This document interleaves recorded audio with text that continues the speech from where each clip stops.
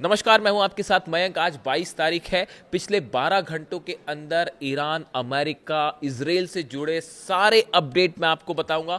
साथ ही ये भी बताऊंगा कि आखिर कैसे ईरान और अमेरिका के बीच जो बातचीत होनी थी वो बातचीत बिगड़ती दिखाई दे रही है और कैसे मामला एक बार फिर जंग की तरफ बढ़ता दिखाई दे रहा है। लेकिन शुरुआत करते हैं इस वक्त की सबसे बड़ी खबर के साथ। देखिए, इस वक्त की सबसे बड़ी खबर स्विट्जरलैंड में ईरान और अमेरिका की बातचीत मुश्किल में फंस गई है। ईरान ने बातचीत बीच में रोकने का फैसला किया है। देखिए, कल ये जो घटनाक्रम हुआ ये बेहद ही दिलचस्प है। कल बातचीत शुरू होती है ईरान और अमेरिका की, साथ में कतर और पाकिस्तान के जो डेलीगेशन है वो भी मौजूद था। लेकिन बातचीत करीब 80 मिनट के आसपास ही चल पाई थी कि इसी बीच डोनाल्ड ट्रंप का एक बयान आया और उस बयान के बाद ईरान ने बातचीत के टेबल को बीच में छोड़ दिया और अब्बास अराक्ची और गलीबाफ साहब उठकर चले गए। देखिए, ये सब कुछ कैसे हुआ। कल जब बातचीत चल रही थी इसी बीच डोनाल्ड ट्रंप का बयान आया। डोनाल्ड ट्रंप ने कहा कि ईरान अपने सहयोगी हिजबुल्लाह को रोके, वरना ईरान पर पिछले हफ्ते की तरह हमले किए जाएंगे। इस तरह का बयान आया डोनाल्ड ट्रंप की तरफ से। डोनाल्ड ट्रंप ने यह भी कहा कि अगर स्ट्रेट ऑफ हॉर्मूज फिर से बंद किया तो इसका नतीजा बेहद बुरा होगा। अमेरिका पूरे हॉर्मूज पर कब्जा कर लेगा, वहां से टोल भी वसूलेगा और यहां तक कह दिया गया डेलीगेशन के लिए कि वापस नहीं जा पाओगे। अगर हॉर्मूज बंद कर दिया तो वापस नहीं जा पाओगे। इन शब्दों का इस्तेमाल किया डोनाल्ड ट्रंप ने, जिसके बाद ईरान की तरफ से कहा गया कि ये बातचीत के बीच इस तरह की धमकी देना ये एमओयू का उल्लंघन है, एमओयू के खिलाफ है और ये ईरान का अपमान है। और ईरान की तरफ से ये बात कही गई कि जब तक डोनाल्ड ट्रंप माफी नहीं मांगेंगे तब तक बातचीत आगे जारी नहीं रहेगी।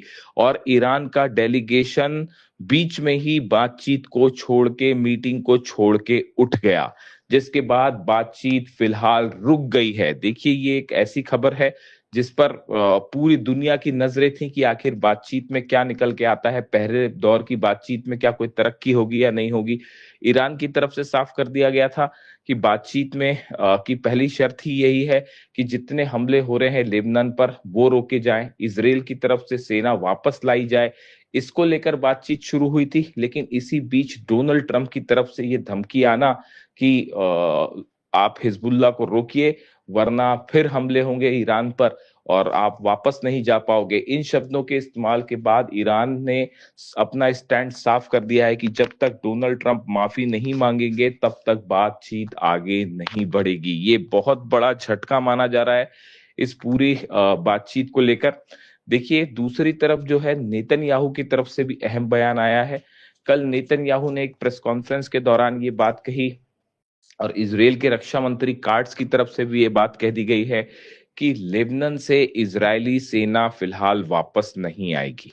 देखिए, हमलों में कुछ कमी जरूर आई है पिछले 24 घंटे के अंदर, लेकिन सेना वापस नहीं लाई जाएगी, ये बात नेतन्याहू ने भी साफ कर दी है और इजराइल के रक्षा मंत्री कार्ड्स ने भी साफ कर दी है। ऐसे में ये माना जा रहा है कि लेबनान में आगे जो ऑपरेशंस हैं इजराइल के वो वैसे ही जारी रहेंगे। भले बातचीत कल शुरू होनी थी इसलिए हमले कुछ कम किए गए, लेकिन इजराइल का स्टैंड साफ है कि हिजबुल्लाह के खिलाफ कार्रवाई जारी रहेगी और हमले होते रहेंगे। पिछले 3 से 4 दिनों के अंदर इजराइल की तरफ से जो हमले हुए उसका करारा पलटवार भी देखने को मिला है। कई इजरायली सोल्जर्स की मौत हुई है, कई टैंक्स तबाह हुए हैं, कई गाड़ियां इजराइल की तबाह हुई हैं। यानी भयानक जंग वाली स्थिति है लेबनान में। अब इन हालात के बीच में देखिए, एक और बड़ा अहम बयान आया है। करीबी है डोनाल्ड ट्रंप के सेनेटर, उनकी तरफ से ये बयान आया। उन्होंने ये बात कही कि आने वाले वक्त में डोनाल्ड ट्रंप जो है वो हॉर्मूज पर पूरी तरह से कब्जा कर सकते हैं और इस अमेरिका जो है वो टोल वसूल सकता है हॉर्मूज से। देखिए, ये बड़ी हैरान करने वाले बयान सामने आए हैं। अमेरिका की तरफ से लिंडसे ग्राहम जो है बेहद करीबी माने जाते हैं सेनेटर, और बताया जाता है कि उन्हीं की तरफ से पूरा ईरान का प्लान भी तैयार किया गया था। इस तरह की बातें भी होती है, दावे होते हैं। अब लिंडसे ग्राहम का ये कहना है कि आने वाले चंद दिनों में कब्जा कर लेना चाहिए हॉर्मूज पर, हॉर्मूज को पूरी तरह से अपने नियंत्रण में लेना चाहिए और टोल भी वसूलना चाहिए। यानी देखिए, ये एक ऐसी बात है, ये एक ऐसा सुझाव उनकी तरफ से आया जिसको लेकर इस बात पर सवाल उठते हैं कि आने वाले दिनों में आखिर डोनाल्ड ट्रंप और अमेरिका की मंशा क्या है। अब कुल मिला के हालात ये हैं कि डेलीगेशन स्विट्जरलैंड में है, लेकिन बातचीत फिलहाल रुक गई है। डोनाल्ड ट्रंप की तरफ से अभी कोई बयान, अपने उन्होंने जिस तरह से बयान दिया उसके बाद से उनकी तरफ से कोई सफाई नहीं आई है। वहीं पाकिस्तान और कतर का डेलीगेशन भी इस मीटिंग में मौजूद था। एक बेहद दिलचस्प बात ये भी देखने को मिली, कल शहबाज शरीफ ने ईरान के विदेश मंत्री अब्बास अराक्ची साहब से हाथ मिलाया, लेकिन ईरान के डेलीगेशन के किसी भी सदस्य ने अमेरिका के डेलीगेशन के किसी भी सदस्य से कोई हाथ नहीं मिलाया, ना ही उनके से किसी तरह की कोई आमने सामने किसकी कोई बातचीत देखी गई। देखिए, ये बेहद अहम बात है। पूरी तरह से ईरान ने अमेरिका की डेलीगेशन, चाहे जेडी वेंस हो, चाहे कुशनर हो, चाहे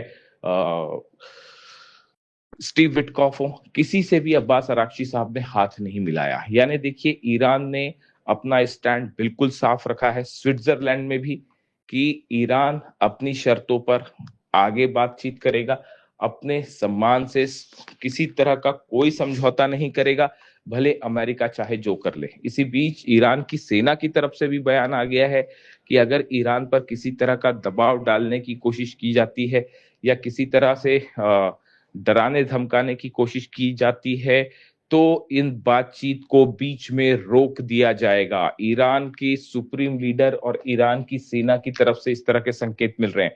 साथ ही ईरान की सेना के कुछ बड़े कमांडर्स ने यह भी कहा है कि अगर हॉर्मूज में किसी तरह की कोई गुस्ताखी डोनाल्ड ट्रंप करते हैं तो मिसाइलों से जवाब दिया जाएगा। पूरे हॉर्मूज पर ईरान अपने कब्जे में ले लेगा और एक भी जहाज वहां से फिर नहीं निकल पाएगा।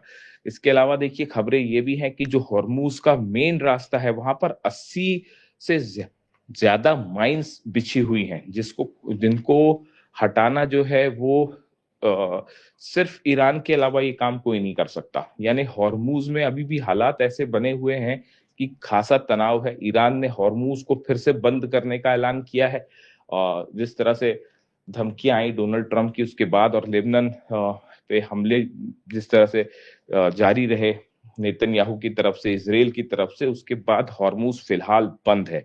कोई भी जहाज वहां ईरान की परमिशन के बिना नहीं निकल सकता।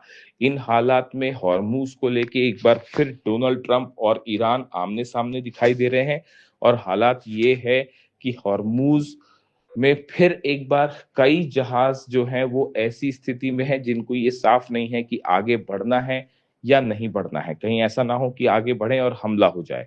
ऐसे में हालात ये है कि पूरी तरह से हॉर्मूज अभी ईरान के नियंत्रण में है और अगले 24 से 48 घंटे में ये बात साफ होगी कि ये जो बातचीत है ये आगे बढ़ती दिखाई दे रही है या पूरी तरह से डिरेल हो गई है।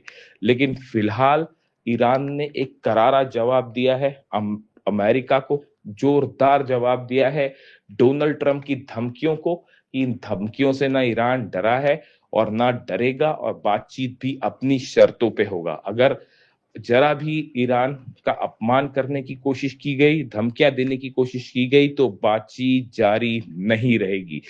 इसे ईरान का डोनाल्ड ट्रंप को एक और करारा जवाब माना जा रहा है। अब सबकी नजरें हैं कि आखिर डील का आगे क्या होता है।